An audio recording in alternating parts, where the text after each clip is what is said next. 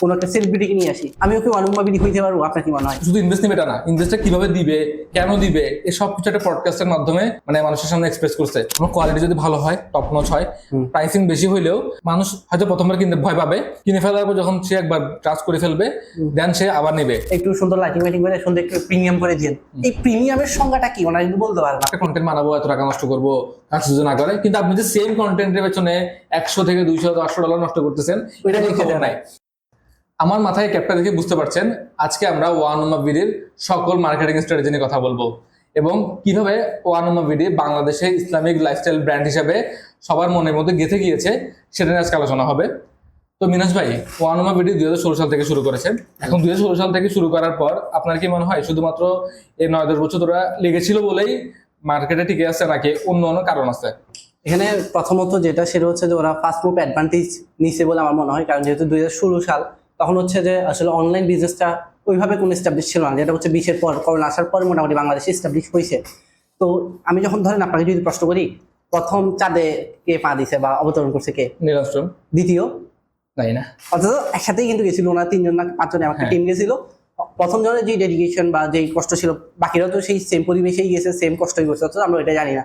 তো আবার ধরেন বিকাশ নগদ, বিকাশ আগে আসছে, নগদ আগে আসছে। নগদ কিন্তু প্রাইসিংও কম রাখে, কিন্তু বিকাশ কিন্তু আগে আসার কারণে মানুষের যাতে অভ্যস্ত হয়ে গেছে, ওই কারণে হচ্ছে নগদে যাচ্ছে না। ঠিক একইভাবে ওয়ানুম্মা বিডি প্রথম যেহেতু আসছে মার্কেটে, ওই কারণে একটা ওদের ক্ষেত্রে এটা একটা পজিটিভ হিসেবে কাজ করছে। তবে শুধুমাত্র এটা কিন্তু কাজ করে না, কারণ আমরা অনেক ব্র্যান্ড দেখি যে শুধু 2016 না, 2000 সাল, 1990 সাল থেকে আছে, বাট এখন হারাই গেছে, আমরা কেউ চিনিই না।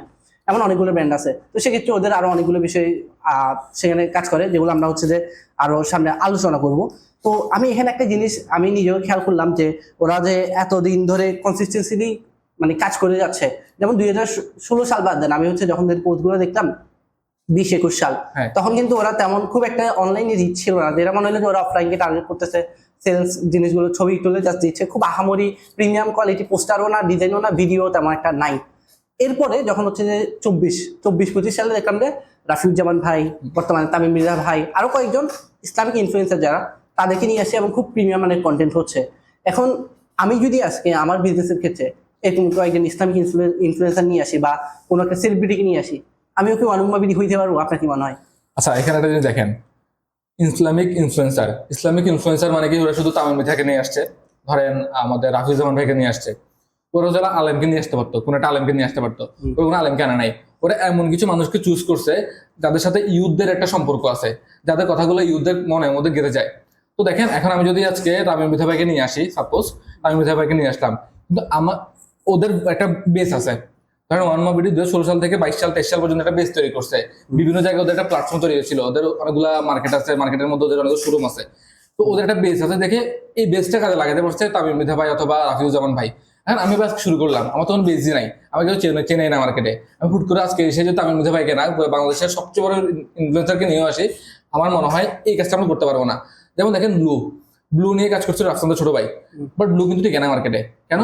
ব্লু এর পরে কিন্তু অনেকগুলো ব্র্যান্ড আসছে বাংলাদেশে কোক নিয়ে, কিন্তু ওরা টিকে গেছে মার্কেটে, ব্লু টিকে নাই। শুধুমাত্র মানে ইনফ্লুয়েন্সার থাকলে যে মার্কেটের মানুষ টিকে যাবে, এই চিন্তা থেকে আসলে বের হয়ে আসা উচিত। স্ট্র্যাটেজিটা মেইন এটা। এছাড়া আমরা যখন দেখতাম যে সুদ, মানে আমরা যখন ব্যবসার ইনভেস্টমেন্টের চিন্তা করি, ব্যাংক লোন নাও বা অমুক থেকে ধার নাও, বেশিরভাগ ক্ষেত্রে সুদ মুক্ত যে একটা ব্যবসা আসলে এত বড় একটা ব্র্যান্ড হওয়া পসিবল, এটা আসলে একটা দৃষ্টান্ত উপস্থাপন করছে ওয়ানুম্মা বিডি। যেটা অনেকেই হইতে পারে যে অনেকেই সুদ মুক্ত, শুধু যে ওয়ানুম্মা করতেছে এমন না, তবে ওরা এটা অনলাইনে বা পাবলিকলি এটা একটা দৃষ্টান্ত, অনেক বড় একটা ব্র্যান্ড হয়েছে। অনেকেই বলে যে সুদ না নিলে বা লোন না নিলে আসলে বড় ব্যবসায়ী হওয়া যায় না। হয়তো তুমি মুদি দোকান করতে পারবা, ছোট একটা চার দোকান করতে পারবা, বড় ব্যবসায়ী হইতে পারবা না। ইভেন মুদি দোকান করতেও কিন্তু এখন লোন নিতে হয়, যেটা তো সেই জায়গায় আমার মনে হয় এটা একটা বড়। আমাদের যারা ব্যবসায়ী আছে বা আমাদের ভাই ব্রাদার আছে, অনেকের কাছে কিন্তু টাকা পয়সা থাকে, 5-10 লাখ 20 লাখ টাকা করে থাকে। তো এনারা ইনভেস্ট করবে কোথায়? ব্যাংকে দিতে পারতেছে না। হ্যাঁ, এখন ওনাদের লাগবে একটা স্বচ্ছ একটা জায়গা, যেখানে টাকাটা দিলে লস হলে তারা মেনে নেবে, কিন্তু লাভ হওয়ার চান্স থাকবে।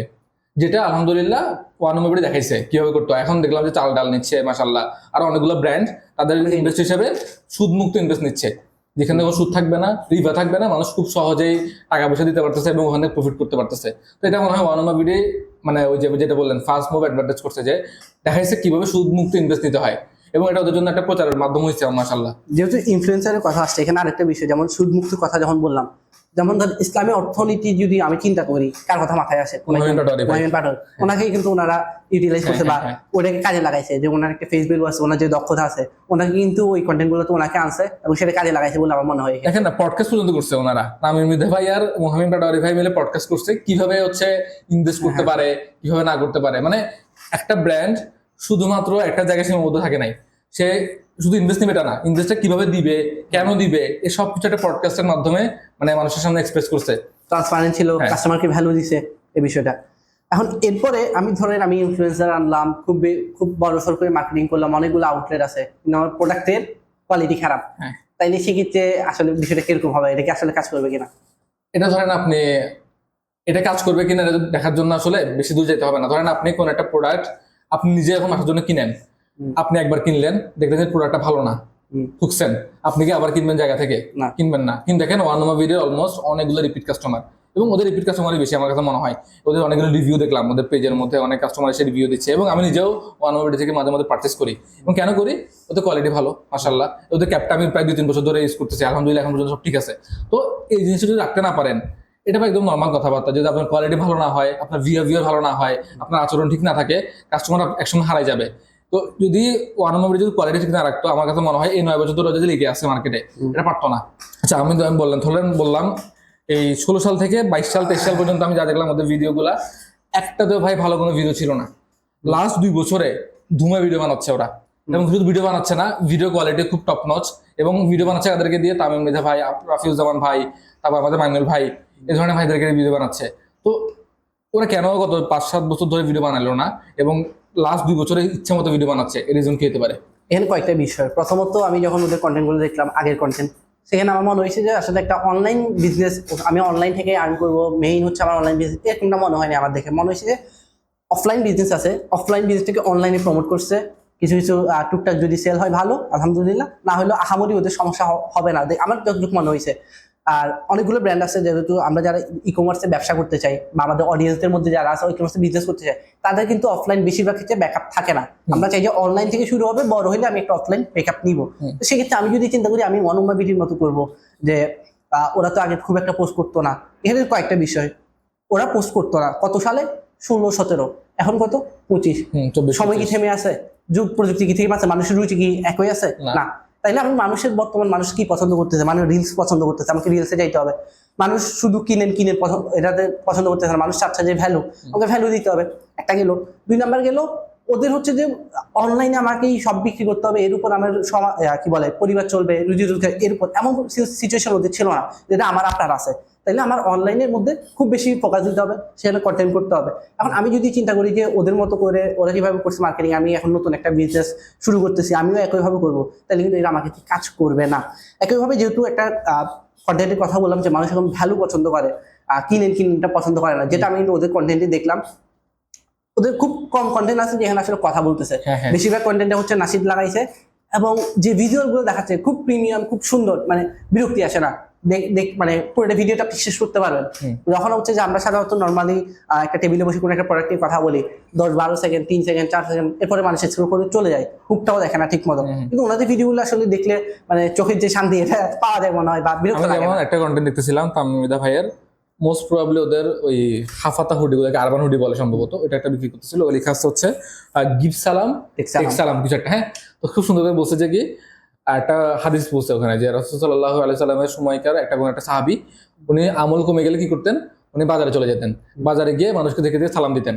এই হাদিসটা বলছে, লাস্টে বলছে কি গিফট সালাম টেক সালাম, মানে একটা হাদিসকে সুন্দর করে একটা প্রোডাক্টটা নিয়ে আসছে, ঠিক আছে। এবং এটা খুব স্টোরি। যদি বলতো যে ভাই আমার হুডিটা খুব সুন্দর, প্রিমিয়াম, টপ নচ, আমার এখানে ফেব্রিক্স ইউজ করে, জিএসএম ইউজ করছি, মানুষ মনে দাঁড়াইতো না। কিন্তু আমি পুরো কন্টেন্ট দেখছি, কেন? কারণ আমার মনে হচ্ছে খুব সুন্দর, মানে শেষ পর্যন্ত কি করতে যাচ্ছে ওনারা, এটা বোঝার চেষ্টা করছি। এবং উনি লাস্টে অর্ডার করার কথা বলে নাই, জাস্ট বলছে গিফট সালাম টেক সালাম, চলে গেছে। রিসেন্ট সম্ভবত কারবা পরশু একটা কন্টেন্ট দিছে, ধরেন। আচ্ছা, ওইটার আগে যাওয়ার আগে আমি আপনাকে বলি, ধরেন চামড়ার মোজা নর্মালি উদ্যোক্তারা কিভাবে সেল করে, যে এটা হচ্ছে যে আপনাকে শীত থেকে বাঁচাবে, এই সেই, অনেক গরম, এটা প্রিমিয়াম, একবার রিয়েল চামড়া, আগুন দিয়ে দেখাচ্ছি, এই কথাগুলোই বলে। বা গতানুগতিক যারা করবে, আমরা হয়তো এটাই বললাম। ওনারা কি করছে? ওনারা বলছে যে হারিয়ে যাওয়া একটা সুন্নাহ, এটা কিন্তু খুব খুব বেশি মানুষ ব্যবহার করে না চামড়া মোজাটা, তাহলে এটা সুন্নাহ। হারিয়ে যাওয়া একটা সুন্নাহ ইমোশন ট্রিগার করছে আপনার ইসলামের দিক থেকে। তার মানে মানে একদম ইউনিক ভাবে চিন্তা করছে, যেটা হচ্ছে সচরাচর আমরা দেখি না। ওইভাবে যে আমি কন্টেন্ট পড়ে দেখছি, ওই কন্টেন্টের মাঝে কথা বলতে বলতে একটা ভিজুয়াল দেখা যায় যে আগুন দিচ্ছে, কিছু হচ্ছে না, যেহেতু এটা রিয়েল আমরা, তার মানে আমার ট্রাস্টটা অর্জন করে ফেলছে। একটা কন্টেন্টে আমাকে ইমোশন দিছে, ট্রাস্ট দিছে, প্লাস হচ্ছে যে মানে ভ্যালু দিছে, সবকিছু নেওয়ার পর ইমোশনাল ট্রিগার করছে। আমি আরেকটা জিনিস দেখলাম যে এরকম মানে বাবা মার জন্য কিনতে পারেন। ধরেন আমাদের অনেকে বাবা মা বয়স হয়ে গেছে, উজু করতে হবে, এখন উজু করার সময় আমরা অনেকে জানি না যে মানে ওই কি বলে চামড়ার মুজার উপরে মাসা করা যাবে, হ্যাঁ উজু থাকলে, বা ফতোয়াগুলো আছে। তো এই জিনিসটা যে ওনারা ক্লিয়ার করছে যে একজন মা বাবা, আপনার বাবা মা, সে প্রতি ওয়াক্তে উজু করতে হচ্ছে, অনেক পেইন এই ঠান্ডার মধ্যে, আবার আপনি তাকে গরম পানি করে দিবেন, এই পেইনটা অনেক বেশি হচ্ছে। এইগুলো না করে আপনি একটা চামড়ার মোজা কিনে ফেলেন, আপনার মার জন্য অনেক সেফ, আমার জন্য অনেক সেফ। মানে খুব মানে ইমোশনাল জায়গা থেকে বলি বা স্টোরি জায়গা থেকে বলি, প্রিমিয়াম একটা জিনিস চিন্তা করছে।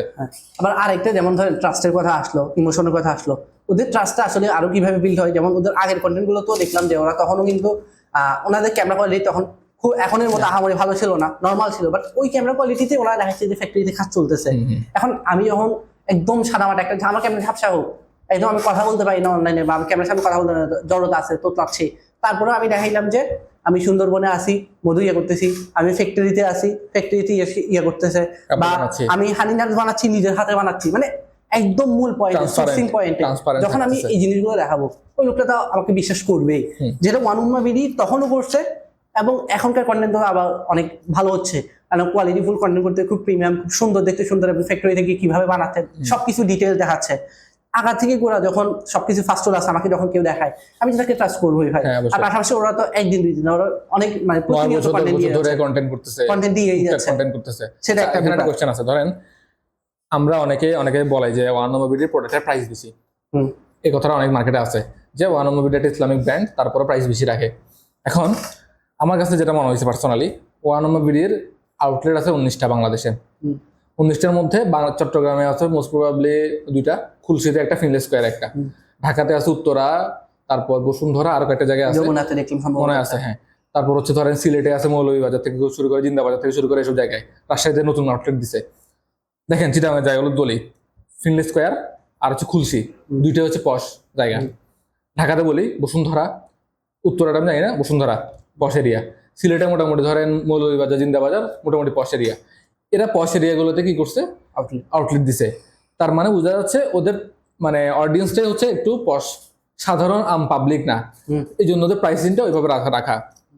আরেকটা জিনিস আমার কাছে মনে হয়েছে, এটা আপনি বলবেন, ধরেন বাংলাদেশে ওয়ান উম্মাহ বিডির মতো আরো অনেকগুলো ব্র্যান্ড আছে, মানে ওয়ান উম্মাহ বিডি ইসলামিক, ধরেন আন ইসলামিক, ধরেন আরং, ধরেন ফেব্রি লাইফ আছে, আরো অনেকগুলো ব্র্যান্ড আছে, ইয়েলো আছে। এই ব্র্যান্ডগুলোরও কিন্তু টি শার্ট, ক্লথিং সবকিছু আছে। ওদের প্রাইসিং এর সাথে ম্যাচ করলে আমি দেখলাম ওয়ান উম্মাহ বিডির প্রাইসিং অলমোস্ট কাছাকাছি, বা ওয়ান উম্মাহ বিডি ওদের চেয়ে প্রাইসটা কম রাখছে।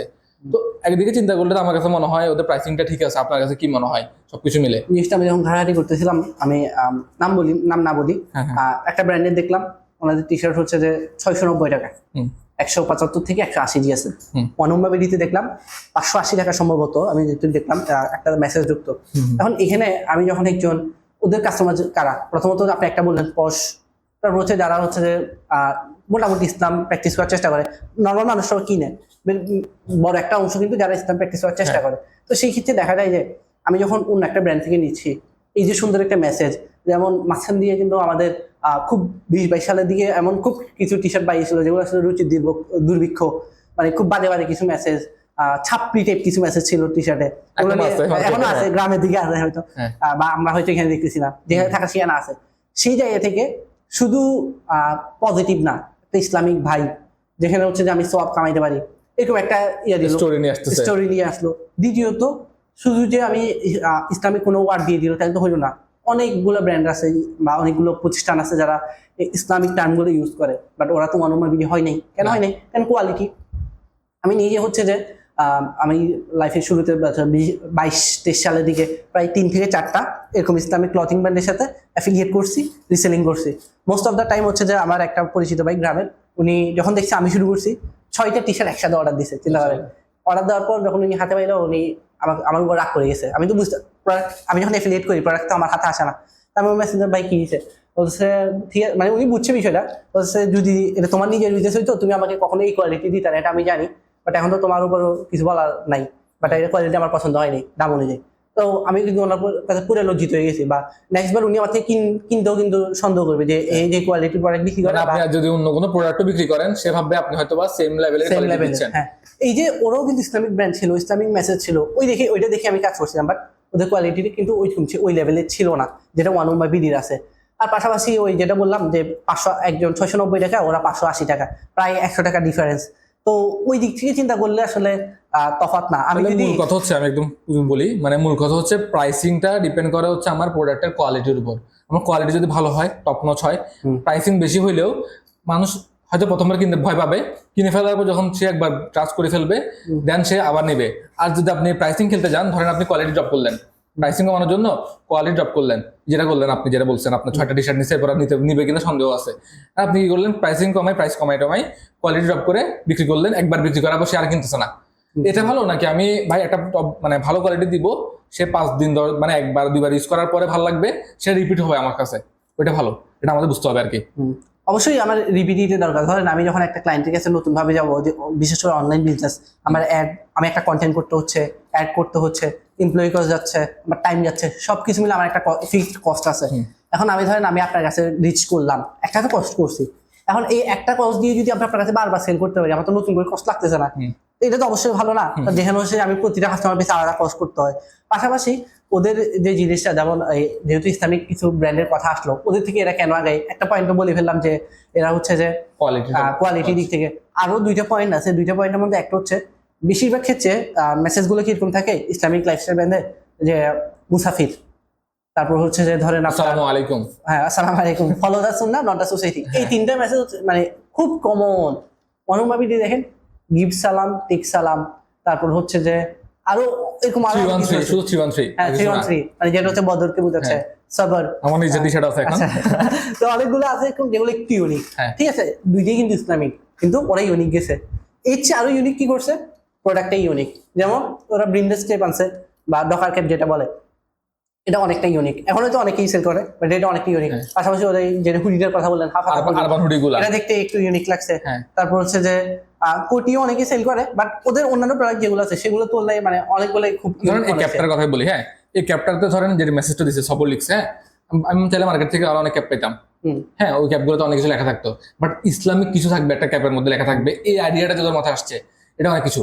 আবার ধরেন জুব্বা, নর্মাল জুব্বা অনেকেই বিক্রি করে, বাট আমার কাছে মনে হয়েছে ওদের হাফাতের যে জুব্বাটা আছে এটা একটু ইউনিক ছিল, মানে অনেকে আনছে হয়তো মার্কেটে, বাট ওরা প্রচারটা ভালো মতো করতে পারছে।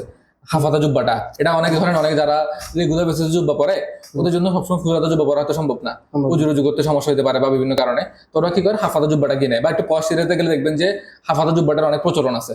ঠিক আছে, তো আমার কাছে মনে হয় ওদের ইউনিক প্রোডাক্ট বা ইউনিক জিনিসগুলা আরো বেশি আমাদের মানুষকে অ্যাট্রাক্ট করছে আর কি। আচ্ছা এগুলো তো গেল বুঝলাম। এখন আমি দেখলাম যে ও আনন্দবাদী অ্যাড রান করে, কিন্তু খুব কম, হয়তো বা 51টা 50টা অ্যাড চলে ওদের মাসে বা ডেইলি এরকম হয়। তো অ্যাড চলে এবং অ্যাডগুলো মানে বেশি অ্যাডগুলো থাকে হচ্ছে ওদের ভিজিট করেন আমাদের ইয়েতে আসেন, আউটলেটে আসেন, ওখান থেকে নিয়ে যান, এটা কারণ কি হতে পারে? এখন এদের যেটা শুরুতেই বলতেছিলাম, ওদের প্রথম দিকে কিন্তু ছিল, মোটিভ ছিল আমি অফলাইন বিজনেসে আমার সেল হচ্ছে, এটাকে আমি অনলাইনে জাস্ট প্রচারণা করা, টুকটাক সেল হলে একটু আমার কাছে মনে হয় যেটুকু। পাশাপাশি ওরা অনলাইন থেকেই আমি সেল করতে হবে এখানে বড়, ওইটা শুরুতে ছিল না। তো এখনো ওইটার কারণে ওরা কিন্তু অফলাইন খুব আগাই গেছে। যেমন 16 থেকে 20 সাল বলেন, 22 সাল বলেন, 23 সাল অব্দি ওরা কিন্তু অফলাইনে বেশি ফোকাস ছিল। এরপর 24 সাল থেকে এসে ওরা অনলাইনেও খুব একটা ভালো একটা ইয়ে দিচ্ছে, মার্কেটিং এ খরচ করতেছে, কন্টেন্ট করতেছে, ইনফ্লুয়েন্সারদেরকে ইউজ করতেছে, আনতেছে ওনাদেরকে। তো ওদের যেহেতু মূল জায়গাটা ছিল অফলাইনে, ওদের অফলাইনে খুব একটা স্ট্রং অবস্থান আছে। এখন অনলাইনের জিনিসটা এই যে ধরেন 2 দিন পর আপডেট আসে, অবশ্যই আপডেট আসলে তো আমাকে আপডেট করতে হবে, এটাকে আমি নেগেটিভ বলতেছি না, বাট সমস্যা হয়ে যেতে পারে। যেমন এটা আজকে আমার সেল অনেক হাই, আজকে আমার 500টার পার্সেন্ট যাচ্ছে, কালকে হইতে পারে যে 50টাতে চলে গেল, হইতেই পারে। কিন্তু আমি যখন একটা আউটলেট থাকবো, আমার একটা ব্যাকআপ থাকবে, তখন হুট করে কিন্তু আমি যেমন একটা জিনিস সেটা শেষ হয়ে, যেমন অ্যান্ড্রোমেডা যে আপডেটটা আসছে, দেখবেন যে এটার পরে আরো 2-3 মাস যাক অনেক একটা হিউজ ড্রপ করবে, অনেকেই হারাই যাবে এই মার্কেট থেকে। তো আমার যদি আগে থেকে একটা ব্যাকআপ থাকে অফলাইনে, আমি কিন্তু সহজে হারাবো না, কারণ আমার অফলাইনে ব্যাকআপ আছে, আমি এখান থেকে আসতেছে। তো আমার কাছে মনে হয় যে ওরা এখন, আগে তো হচ্ছে যে অফলাইন কেন্দ্রিক ফুল ছিল, আমার কাছে এখন মনে হয় যে ওনারা হচ্ছে ব্যালেন্স করার চেষ্টা করতেছে দুইটার মধ্যে, যে ঠিক আছে আমি অনলাইনেও সেল করবো, পাশাপাশি আমার অফলাইনটাকে ভুলে যাবে না, আমার যে অফলাইন আছে, আমি চাই যে আমার কাস্টমার গ্যাদার করুক এখানে এসে, এটা একটা পয়েন্ট। আমার কাছে একটা মনে হয়, ধরেন আমি একটা আউটলেটে গেলাম, আপনি যদি কখনো সুপার শপে যান, আপনি দেখবেন আপনি গেছেন হচ্ছে একটা সাপোজ মাছ কিনতে বা মুরগির একটা মুরগি কিনতে গেছেন, আপনি দেখবেন ওখান থেকে আসার পথে আপনার ওই যেখানে আপনার টাকা পয়সা দেয় আর কি, টাকা পয়সা রিসিপশন থাকে, রিসিপশন দেখবেন যে চকলেট সাজানো থাকে, চকলেট বা বিভিন্ন প্রোডাক্ট সাজানো থাকে, ওগুলো আপনি অটোমেটিক্যালি কিনে ফেলছেন, এটা আপনার প্ল্যান ছিল না। আমার কাছে মনে হয় ওয়ান নম্বর যখন আপনি আউটলেটে যাবেন, ওদের আউটলেটের যে ডেকোরেশনটা এটা আপনাকে ফার্স্টে মুগ্ধ করবে। দেন আপনি ঢোকার পরে আপনি ধরেন একটা গেছেন হচ্ছে আপনি হুডি কিনতে, হুডি কেনার পর আপনি আতর দেখছেন, আতর কিনতে ইচ্ছে করবে, ক্যাপ দেখছেন, ক্যাপ কিনতে ইচ্ছে করবে, বা ধরেন হচ্ছে কোট দেখছেন, কোটি দেখছেন, কিনতে ইচ্ছে করবে। মানে ওরা এমন সাজাইছে জিনিসটা, আপনি যদি অ্যাড চালাতেন, অনলাইন অ্যাড চালান, আপনি সর্বোচ্চ কি সেল করতে পারবেন, একটা হুডি সেল করতে পারবেন, একটা পাঞ্জাবি সেল করতে পারবেন, একটা জ্যাকেট সেল করতে পারবেন। কিন্তু আপনি যখন ওকে আউটলেটে নিয়ে আসতেছেন এই কাস্টমারটাকে, এই কাস্টমারটা যখন একবার আসছে, ধরেন প্রথম দিন কিনলো না, দ্বিতীয় দিন সে কি করলো, একসাথে 2-4টা জিনিস কিনে ফেললো, এবং সে একলা কিনলো না, সে কি করলো তার ফ্রেন্ডকে নিয়ে আসতো সাথে করে। এভাবে করে কিন্তু তার সেলটা ম্যাসিভ আকার বাড়তেছে। এবং এখানে সবচেয়ে বড় কথা হচ্ছে, ও যখন অ্যাড চালাচ্ছে, ওর টার্গেট নেই যে এই অ্যাড থেকে আমার 100টা সেল করতে হবে, আমি ডলার বার্ন করি সমস্যা নাই, আমার মূল কাজ হচ্ছে এই ডলারগুলো যেন বার্ন হচ্ছে, এই কারণে আমার এনগেজমেন্ট, মানুষ আমাকে দেখে চিনবে, আমার কাছে আসবে, বাকিটা আমি আমার সবে ওকে খাওয়াবো। ঠিক আছে, আমার কাছে মনে হতে প্ল্যানটা এটা, এবং এই প্ল্যানটা থাকার কারণে আমার কাছে মনে হতো সেলের মানে সেল বাড়ার কারণ হতে পারে এটা। আচ্ছা, এটা গেল একদম লাস্ট, আমরা শেষ করবো, শেষ দিকে আসি। ধরেন ওয়ান উম্মা বিডি নামটাই একটা ইমোশন, ওয়ান উম্মা সবাইকে একসাথে নিয়ে আসছে এখানে, এবং বিডি বাংলাদেশকে ফোকাস করছে। এবং ওরা ওখানে প্যালেস্টাইনের একটা ওদের লোগো দেখলাম, প্যালেস্টাইনের একটা ফ্ল্যাগটাকে ওরা লোগোতে রাখছে, এবং হচ্ছে সাথে মানে মোটামুটি একটা বাংলাদেশ, প্যালেস্টাইন, ওয়ান উম্মা সবকিছু একটা ইমোশনের জায়গায় নিয়ে আসছে, ইসলামিক একটা ব্রাদারহুড। এখন এটা কি একটা কারণ হতে পারে, মানে মানুষের একটা ইমোশন কাজ করে ওদের প্রতি, যে এই ব্র্যান্ডটা আমাকে ঠকাবে না? ওইটাও হইতে পারে, কিন্তু হ্যাঁ, এটা অবশ্যই একটা ইফেক্ট আছে। বাট আমি যদি আজকে মনে করি যে আমি ধরেন কি সেল করবো, আমি ধরেন যে কোনো কিছু, যে কোনো একটা মধু সেল করবো, মধু সেল করবো। এখন আমি ধরলাম যে মধু আর শিফা, শিফা কোরআনে শিফা বর্ণিত, বা এটা একটা র্যান্ডমলি বলে হলাম, নামটা খুব ভালো হয় নাই, আমি আরো রিসার্চ করে কোরআন সুন্নাতে আছে খুব একটা নাম বের করলাম, এবং ওই নামটা দিয়ে ইয়ে করলাম, বাট আমার প্রোডাক্টটা খুব বাজে, 2 নম্বর প্রোডাক্ট। এখানে শুধু যে আমার লস হচ্ছে বিষয়টা এমন না, মানুষ পুরো ইন্ডাস্ট্রিটা থেকে নষ্ট হয়ে যাবে, পুরো মার্কেটটা নষ্ট হবে। দ্বিতীয়ত এটা ইসলাম তো আসলে ইসলামকে তো কেউ চাইলে ক্ষতিগ্রস্ত করতে পারে না, বাট একটা ব্যাড মেসেজ যাবে মানুষের সোসাইটির কাছে, যে দাড়ি টুপি লাগায় বা ইসলামের লেবাস ইউজ করে এটা ইয়ে করে, ভণ্ডামি করার চেষ্টা করে, বা যারাই হচ্ছে 2 নম্বর তারাই বেশিরভাগ দেখবে যে ইসলামিক লেবাস, এটা অলরেডি মার্কেটে অনেক আছে, এরকম ধরনের কেসগুলো আছে। তো সেক্ষেত্রে শুধুমাত্র নামটা আমার সেল বাড়াবে বা আমার ব্র্যান্ডিং হেল্প করবে এটা না, তবে নামটাও কিন্তু গুরুত্বপূর্ণ। পাশাপাশি আমি যদি নামটা আপনার ক্ষেত্রে সেই ক্ষেত্রে কাজ করবে, যখন আপনার বাকি সবগুলো লিমিট ঠিকঠাক আছে তখন আপনি নামটা দিবেন, কাজ করবে। আমার নাম সুন্দর, বাকিগুলো ঠিক নাই, তাহলে এটা কাজ করবে না। আচ্ছা, আজকে আমাদের মোটামুটি শেষ, আমি একটু সামারি করবো পুরোটা। হ্যাঁ, আপনার যদি মনে হয় কোনো জায়গায় গ্যাপ আছে, আপনি আমাদের অডিয়েন্সের জন্য বলবেন। আমরা ফার্স্টে বলছিলাম হচ্ছে আমাদের ওদের মূল কাজ ছিল, ওয়ান উম্মা বিডির মূল কাজটা করছে কোথায়, ওরা হচ্ছে 2016 সাল থেকে শুরু করছে, এবং 2016 সাল থেকে প্রায় 9 বছর ধরে লেগে আছে মার্কেটে, এবং এটা খুব কঠিন কাজ। একটা ব্র্যান্ড 9 বছর ধরে মার্কেটে থাকবে, এবং ইসলামিক ব্র্যান্ড, এটা খুব টাফ ছিল, এবং ওরা এটা পারছে, যার কারণে ওদের একটা ব্র্যান্ডিং হয়েছে এবং সেলটা বাড়ছে। এছাড়া ওরা সুদমুক্ত ইনভেস্টমেন্ট করছে, এটা আর গুরুত্বপূর্ণ একটা পয়েন্ট ছিল ওদের। প্রিমিয়াম কোয়ালিটি, এটা খুব গুরুত্বপূর্ণ ছিল। তারপর হচ্ছে ওরা ইনফ্লুয়েন্সারদেরকে কাজ করছে, শুধু ইনফ্লুয়েন্সার নিয়ে আসে তা না, এই ইনফ্লুয়েন্সারদেরকে খুব ভালোভাবে আনছে, যাকে তাকে নিয়ে আসে নাই, যাকে আনছে তাকে একদম ভালোভাবে স্ট্র্যাটেজি মেনটেন করে আছে। যেমন মোহাম্মদ পাটোয়ারি ভাই কথা বললেন, সুদমুক্ত ইনভেস্টমেন্টটাকে গুছিয়ে আনার জন্য ওনাকে লাগতো, ওরা ওনাকে কাজে লাগাইছে। এবং জুব্বা, তারপর হুডি, এগুলো ভালো বানাবে কাকে দিয়ে, তামিম মৃধা ভাইকে দিয়ে, তামিম মৃধা ভাইকে নিয়ে আসছে, যাকে যখন ওদের কাজে লাগছে তাকে তারা তখন পিক করছে, এবং তাকে ঠিক ওইভাবে কাজে লাগাতে পারছে। এটা একটা গেল। তারপর হচ্ছে ওরা অনলাইনের পাশাপাশি না, অফলাইনের পাশাপাশি অনলাইন করে প্রমোট করছে, অফলাইনটাকে ভালো মতো বেশ দাঁড়া করাইছে, এবং অফলাইনের যে প্রতিষ্ঠানগুলা সবগুলো হচ্ছে ওদের পশ এরিয়াতে, যেখানে সেল হবেই হবে, ফিনলে স্কয়ার, খুলসি, বসুন্ধরা থেকে আমার রিয়েল কাস্টমাররা আছে। তো ওদের এগুলা গেল। এবং দেন হচ্ছে ওরা ইউনিক প্রোডাক্ট আনছে। ইউনিক প্রোডাক্ট কি, যেমন বললাম যে আমরা আরবান হুডি নিয়ে আসছে, তারপর হচ্ছে থোপ জুব্বাগুলা ওদের ইউনিক ছিল, তারপর হচ্ছে আর কি বললাম ক্যাপ, ব্রিমলেস ক্যাপ, তারপর এই ধরনের জিনিসগুলো এনে ওরা আরো বেশি মার্কেটটা মানে ওদের আলাদা, সবার থেকে আলাদা হতে পারছে ওরা মার্কেট থেকে। ঠিক আছে, আর ওদের নামটাও ইমোশনাল ছিল। এখানে আরেকটা পয়েন্ট যেটা হচ্ছে যে আমার মনে হয় বলা দরকার, যেহেতু আমরা কন্টিনিউ কাজ করতেছি ব্র্যান্ডের থ্রুতে, প্রতিনিয়ত অনেকের সাথে কথা বলা হয়, এবং যখন আমাদেরকে কন্টেন্ট করার জন্য কাজটা দেয়, ম্যাক্সিমাম ক্ষেত্রে আমরা তো প্রথমত ওনাদেরকে জিজ্ঞেস যে ওনার মাথায় কোনো থিম আছে কিনা। যখন উনি থিমটা বলে যে ঠিক আছে ভাই, একটু সুন্দর লাইটিং করে সুন্দর একটু প্রিমিয়াম করে দিন, এই প্রিমিয়ামের সংজ্ঞাটা কি ওনারা কিন্তু বলতে পারে না, প্রিমিয়াম মানে কি। অনেকেই মনে করে প্রিমিয়াম মানে সুন্দর একটা office, Posh area, posh video। সব প্রোডাক্টের ক্ষেত্রে কিন্তু আমি পয়সা দিয়ে বসে করলে হবে না। না। আপনি কন্টেন্টে যে ইউনিকনেস দরকার এটা আপনি ওয়ান ভিডিওতে দেখতে পারেন। 4-5টা ব্র্যান্ড দেখবেন, ক্লথিং ব্র্যান্ড, যারা হচ্ছে যে অফার দেয় যে 50% ডিসকাউন্ট বা এটা 30% ডিসকাউন্ট, বা হচ্ছে যে আমাদের কাছে এটা আছে। ওরা কি করছে একদম ইউনিক। আপনি যদি কন্টেন্ট গুলো দেখেন, অডিয়েন্সকে বলছি, আপনারা যদি কন্টেন্ট গুলো দেখেন তা আপনার আইডিয়া পাই যাবেন যে এই ক্লথিং প্রোডাক্ট গুলো যেভাবে বিক্রি করা যায় বা অন্যান্য প্রোডাক্ট গুলো যেভাবে বিক্রি করা যায় সেটা আসলে একটা আপনারা আইডিয়া পাবেন, এবং নিজের বিজনেসে আমরা কিভাবে ইউনিকনেস আনতে পারি সেটা আপনারা চিন্তা করতে পারবেন। যেটা হচ্ছে আমাদের ক্ষেত্রে প্রায় দেখা যায় আমাদের ক্লায়েন্ট যখন কাজ দেয় তখন হচ্ছে ওনারা চায় যে গতানুগতিক কন্টেন্ট, বা মানে যখন আমরা ইউনিক আনার চেষ্টা করি ওনারা কিন্তু ভয় পাই স্টেপটা নিতে, ভাই এটাই কাজ করবে, সবাই তো ওরকম করতেছে, সবাই ওরকম করতেছে বলেই তো আমরা ওইটা করবো না। সেল হচ্ছে না, সবাই হ্যাঁ। করতেছে বলে সেল হচ্ছে না, এটা মানুষ বুঝতে পারি না। একটু স্টোরি আনেন, ডিফারেন্ট কিছু আনেন, ডিফারেন্ট কিছু আনেন, ওটা আনতে চাইবে না, কারণ ওখানে ভাবে যে একটা কন্টেন্ট বানাবো, এত টাকা নষ্ট করবো, কাজ সুযোগ না করে। কিন্তু আপনি যে সেম কন্টেন্টের পেছনে 100 থেকে 200 100 ডলার নষ্ট করতেছেন, ওইটা দেখে খবর নাই। 100 ডলার মানে 13,000 টাকা, আপনি আমাকে 3,000 টাকা ভিডিও বানাচ্ছেন।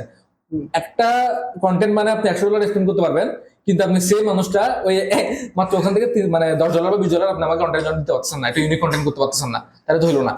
এটা আসলে মানে আমাদের সাইকোলজিতে ওইভাবে হয়ে গেছে যে কন্টেন্ট দিলেই হয়তো একটা মানুষের বুস্ট করলেই সেল, অনেকেই এখনো মনে করে বুস্ট করলেই সেল, এটা তো ভেঙে গেছে না। হ্যাঁ। যে এখন কন্টেন্টের বিষয়টা আস্তে আস্তে ভাঙতেছে, অনেকেই বুঝতেছে যে আমি শুধু কন্টেন্ট দিলেই হইলো না।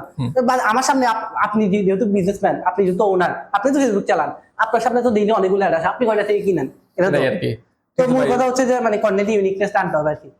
তাহলে মিনাজ ভাই আপনি এন্ডিং করে দেন আজকের মতো, আমাদের ওয়ান নম্বর ভিডিও এন্ডিংটা করে দেন। ইনশাআল্লাহ আমরা নেক্সট কোনো ভিডিওতে আবার হয়তো কোনো একটা বড় ব্র্যান্ডকে নিয়ে ইনশাআল্লাহ আলোচনা করবো। ইনশাল্লাহ আমরা হচ্ছে যে পরের ভিডিওতে বা পরের পডকাস্টে কোন ব্র্যান্ড নিয়ে আলোচনা করতে পারি বা কোনটা নিয়ে আপ করলে আপনাদের সুবিধা হয়, আজকে পডকাস্টে আপনার কোন জিনিসটা সবচেয়ে ভালো লাগছে বা কোনো কালেকশন আছে কিনা সেটা জানাতে পারেন। পাশাপাশি কন্টেন্ট রিলেটেড যে কোনো সার্ভিসের জন্য আমাদের সাথে যোগাযোগ করতে পারেন। এতটুকুই। আসসালামু আলাইকুম।